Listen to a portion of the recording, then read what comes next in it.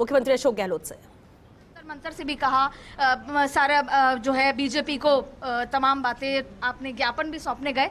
इस पूरे दिन का आप निष्कर्ष, इसका निचोड़ क्या आप निकालते हैं?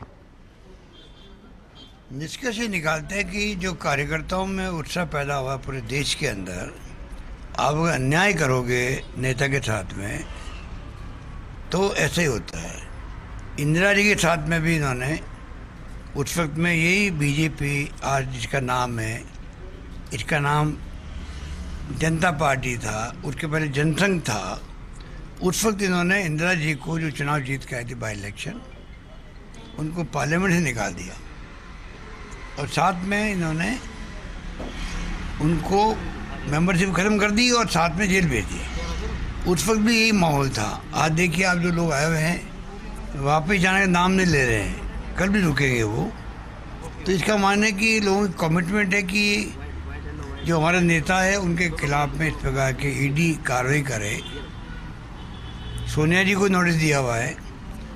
जब हम बार बार कहते हैं कि कंपनी वो है, नेशनल हेराल्ड अखबार है, जहाँ कंपनी जो बनी है, नई कंपनी बनी, नेशनल हेराल्ड ही बनी, उसमें 1 रुपया भी कोई ले नहीं सकता क्योंकि नॉन प्रॉफिटेबल कंपनी होती कानून के अनुसार। तो फिर मनी लॉन्ड्रिंग कहाँ हो गई? तो ईडी कहाँ पिक्चर में आ गई? इनका जवाब नहीं दे पा रहे लोग। दूसरा अग्निपथ वाला और नया सिलसिला शुरू कर दिया है।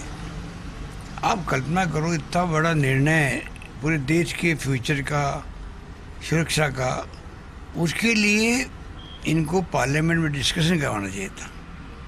डिफेंस कमेटी होती है पार्लियामेंट की, एडवाइजरी कमेटी होती है, सलाहकार समिति होती है, स्टैंडिंग कमेटी होती है, कोई डिस्कशन नहीं। अचानक लाए उसको। आज पूरे देश के युवा आक्रोशित थे। आप देख रहे हो कितने जगह हिंसक वारदातें हुई है, बोगी जलाई गई है, आग लगा रहे हैं, पत्थरबाजी हो रही है। इसकी जरूरत क्या थी? अभी तक भी जीत पे अड़े हुए ये लोग। तो राष्ट्रपति महोदय को हमने यही कहा कि आप सुप्रीम कमांडर है आर्म फोर्सेज के, आपको दखल देना चाहिए कि भाई ये आपने ये इतना बड़ा निर्णय पूछ के किया, किसको पूछ के किया? कोई डिस्कशन नहीं हुआ। अब जल्दबाजी कर रहे हैं, 24 तारीख से प्रोसेस शुरू कर रहे हैं। आज तारीख 20 हुई है, क्या बताइए इतनी जल्दी क्या इनको? तो आप युवाओं की भावनाओं को समझना चाहिए। देश का युवा वर्ग को आप डिवाइड कर रहे हो, उल्टा कह रहे हो कि जिसने भाग ले लिया आंदोलन में उनको हम भर्ती नहीं करेंगे। इनके नेता बीजेपी कह रहे हैं हम अपने ऑफिस में चपड़े से रखेंगे इनको, अग्निवीरों को। कि क्या भाषा हो रही है, क्या हो रहा है, तमाशा हो रहा है। तो लोग बहुत दुखी हैं और मैं समझता हूँ कि इन सब की भावनाओं को रिप्रेजेंट करने के लिए ही ये कार्यकर्ता आज आए हैं। चाहे अग्निपथ की बात हो और चाहे जो पुलिस ने अत्याचार किए हमारे मेंबर पार्लियामेंट पे किए, कार्यकर्ताओं पे किए, एआईसी में लोग घुस गए हैं, पुलिस वाले मारपीट के बाहर निकाल दें, मीडिया वालों को भी, कार्यकर्ताओं के, इन तमाम मुद्दों को लेके आज ये सब हो रहा है। सर, आपको ऐसा लगता है कि जब फार्म लॉज आए, साल भर तक किसान सड़क पे रहे, आखिरकार किसानों ने अपनी लड़ाई लड़ी और पूरा लॉ वापस लिया गया, तो क्या कांग्रेस इस बार इस मुद्दे को लेकर तब तक लड़ेगी जब तक इसको वापस रोल ऑफ नहीं किया जाए? देखिए, कांग्रेस ये मुद्दा देशव्यापी मुद्दा है और देश के फ्यूचर का मुद्दा है। जितने ही आर्मी कमांडर, जनरल रिटायर्ड हैं, वो सब क्या भाषा बोल रहे हैं सबको मालूम है। तो कांग्रेस सबको विश्वास में लेगी, उसके बाद में फैसला करेगी हमें किस दिशा में आगे बढ़ना है और कहाँ तक बढ़ना है। क्योंकि तो देश का मामला है, ये कोई मामूली बात नहीं है, ये कोई पॉलिटिकल पार्टी की बात नहीं है। पर ये जो जुल्म कर रहे हैं उनका क्या कहोगे? ये अन्याय अत्याचार कर रहे हैं, सीबीआई को भेज रहे हैं, इनकम टैक्स को भेज रहे हैं, ईडी को एक्टिव कर देते हैं, छापा डलवा देते हैं। ये जो कुछ हो रहा है, जोधपुर की घटना मालूम है आपको? क्या कसूर था उनका? हम लोग राजनीति में, वो राजनीतिक परिवार नहीं है। तो वो परिवार क्या सोचता मेरे बारे में? हमारे कहने से तो ट्रांसफर पोस्टिंग नहीं करते, हमारे कहने से हमें कोई लाभ नहीं है, मुख्यमंत्री है तो है, वो अपने पास अपनी जगह है। तो मेरे ब्रदर या उनके परिवार वाले, उनके रिलेटिव्स जो हैं, वो क्या सोचते होंगे भाई कि हमें कोई लाभ तो मिल नहीं रहा है मुख्यमंत्री पद से, और ऊपर से हमारे बार बार छापे पड़ रहे हैं हमारे यहाँ। तो बताइए कि मैंने नरेंद्र मोदी जी का एग्जाम्पल इसलिए दिया, उनका भाई भी है, वो पाली जोधपुर आते रहते हैं, उनके भाई मोदी जी के। तो अगर मान लो सरकार हमारी हो गुजरात में और छापा डाल दे उनके घर पे, भाई के घर पे, तो प्रधानमंत्री मोदी जी को कैसा लगेगा? तो आज मेरे को क्या लग रहा होगा? सही। और कानून सबके लिए बराबर है, उसमें मुझे एतराज़ नहीं है, भाई हो भतीजा हो कोई हो, कानून अपना काम करे। मेरे कारण से मैंने 13 तारीख को टाइम मांगा, 15 को केस रजिस्टर्ड हुआ और 17 को छापा डाल दिया।